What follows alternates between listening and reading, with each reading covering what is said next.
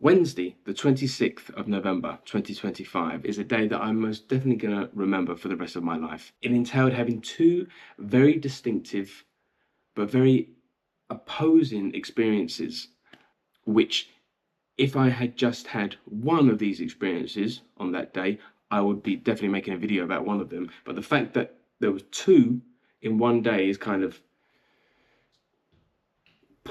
So the first part was in Brussels. I went to Brussels.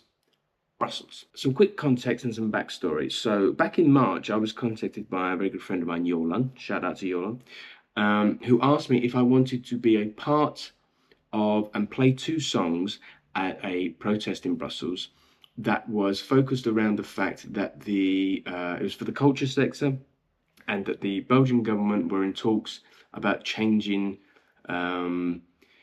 things that would affect artists' benefits, pensions, days having to work, and all this sort of stuff. I'll put a link in the description to some articles about that thing, about that process at the time, and because if you want to learn more about it, then you can.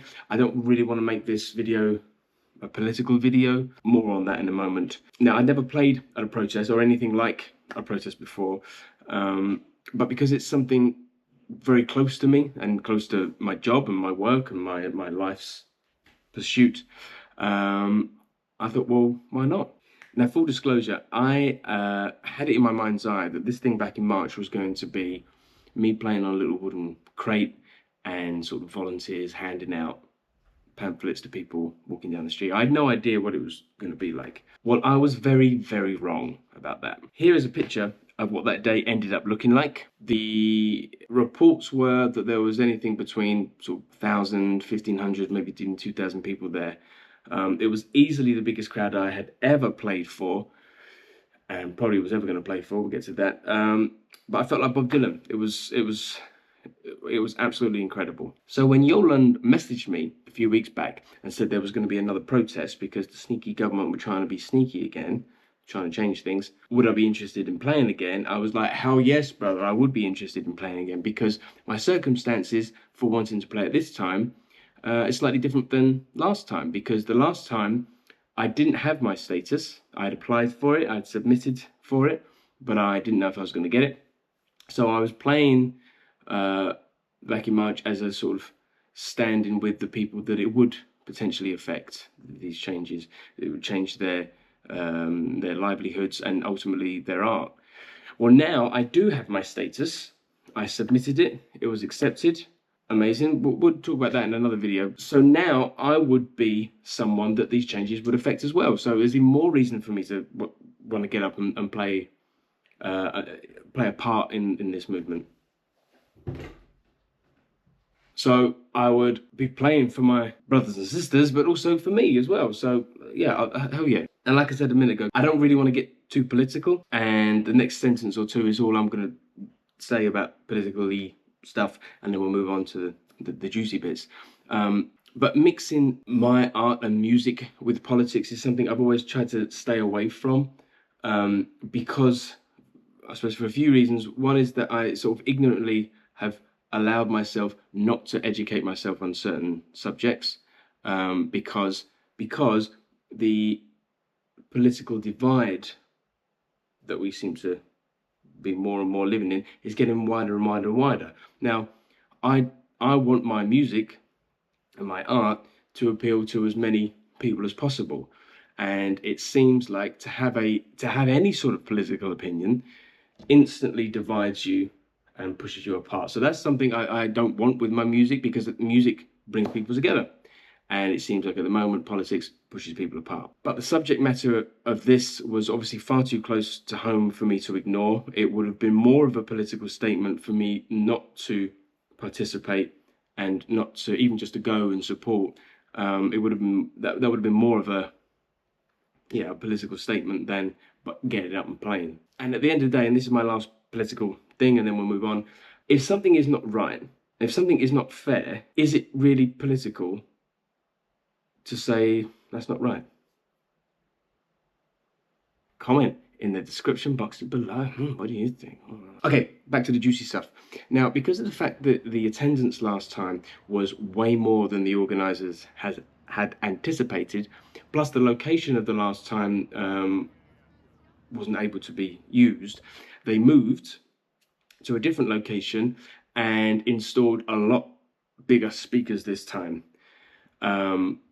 which, yeah. Now, there is something that happens to your soul when you play whatever music you play through massive speakers. There's obviously a power you feel, and there's a rumble through your chest and your feet and the stage, and it's like, oh wow, it's like holding the reins to a massive horse.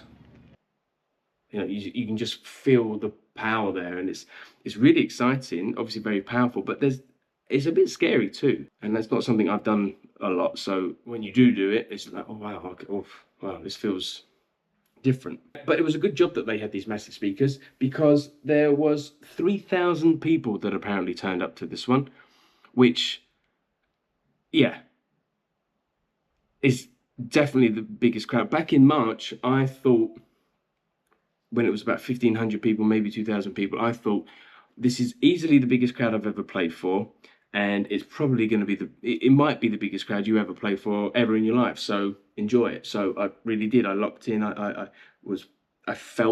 tried to be in the moment as much as possible, you know. So the same thing went through my head this time when given the opportunity, and they were like, oh yeah, we were expecting a bit more people. I was like, right, well, this could be then bigger than before. And if it is bigger than before, it's definitely the most people you've ever played for, so enjoy it. It was, and I really fucking did. Even though I did not play the best that I know that I can play. So I made a mistake when looping, because I couldn't quite see the display on my pedals because of the sunlight. Now, for the last however long, most of my gigs have only ever been inside and then at night, so I can see the display pretty easy and see what's flashing and what I've clicked and what I haven't clicked.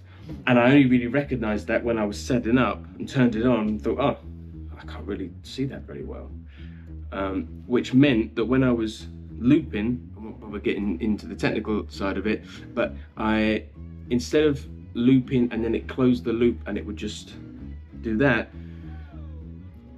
I closed the loop but set up another loop. So then I started soloing over what I'd previously played, which was my intention, and then I noticed, oh, hold on a second, I'm hearing my solo back.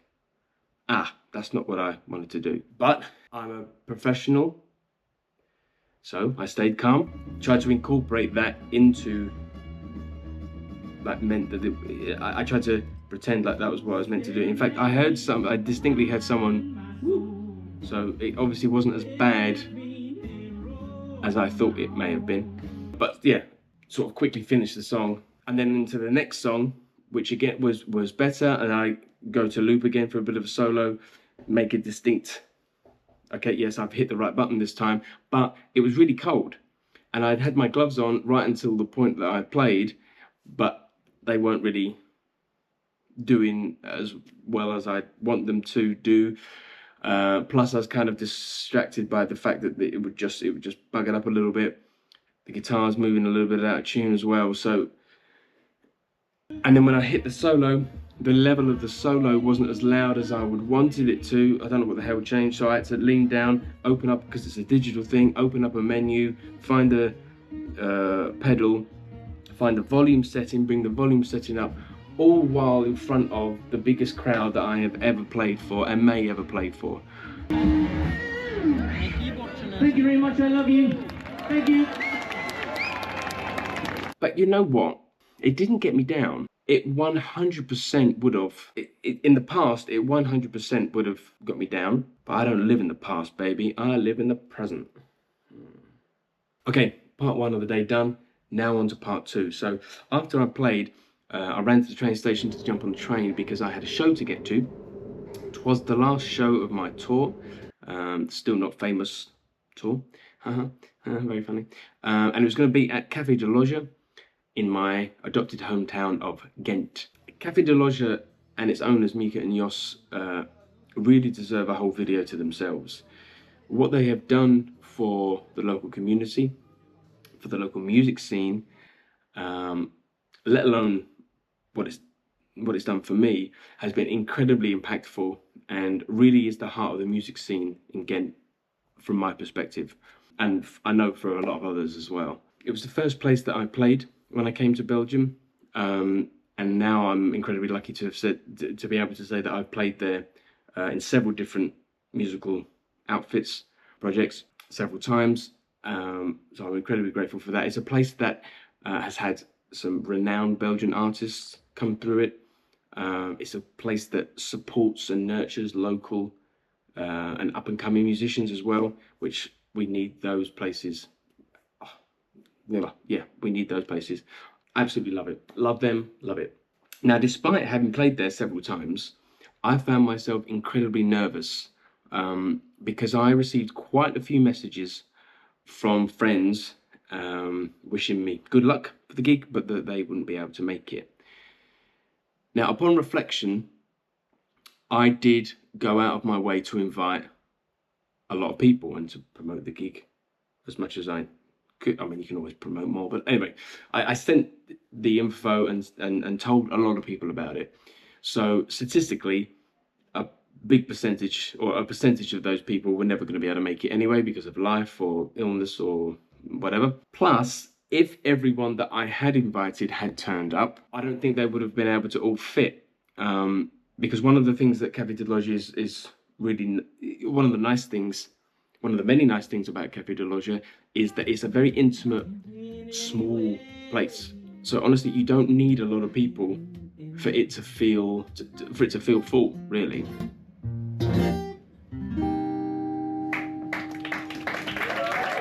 But obviously, the ego wants it to be full. You want people stacked on top of each other. But that doesn't necessarily make it an enjoyable experience for the people watching, which I suppose is a key thing to factor in. But it was full. There's probably about 40, 45 people in there, which you can hopefully see from the footage. That any more than that, it could, like I said, be a little uncomfortable. Thank you.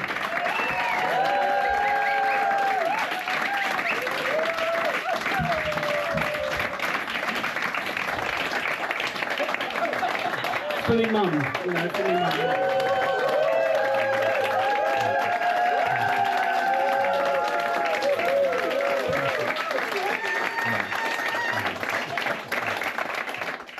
So to everyone that did come, thank you so much. I appreciate you, and it means so much to me that you came. Really, really does. For the people that didn't come or couldn't come, it's all good, baby. Still love you. I'll see you at the next one. The gig went great. I had no looping issues at this show, which was nice. The vibe was great. I could hear myself perfectly because of, you know, the speaker difference from earlier on in the day was considerable. But I could hear myself perfectly. It was a 10 out of 10. A perfect end to the tour and a perfect end to the day. To have gone from playing to 3,000 people in the open through massive speakers and not being able to feel my fingers because it's cold, to playing an intimate show to 40, 45 people through a modest PA system where it's nice and warm and cozy, was whiplashy, but in the best possible way. It was easily one of my most favourite days ever, especially musically. And I want to thank everyone that was a part of it, everyone that was in that crowd for the process. I mean, they weren't there for me, obviously, but it was still an incredibly important experience for me. So thank you to all. Thank you. Yeah. So let's be a bit more specific. A massive thank you to Jorland and everyone at the Culture Vagabond for asking me to play again at the protest. Thank you to everyone that was there that listened. That was incredible. Thank you to Mika and Jos and the Café de Loge crew for having me back at their beautiful venue. Go check it out if you're in Ghent. They've always got live music on. It's wonderful. Thank you to everyone that came to the Café de Loge gig. It means more than I can ramble on about. Thank you, thank you, thank you. And thank you for watching this, for letting me tell you about my day, for hopefully getting to this point of the video. If you have, you get 2 thumbs up. I hope you're having a lovely day. If your day's just started, I hope you do have a lovely day. If you're ending your day, I hope tomorrow will be a lovely day for you. I love you very much. Thank you. Okay, bye.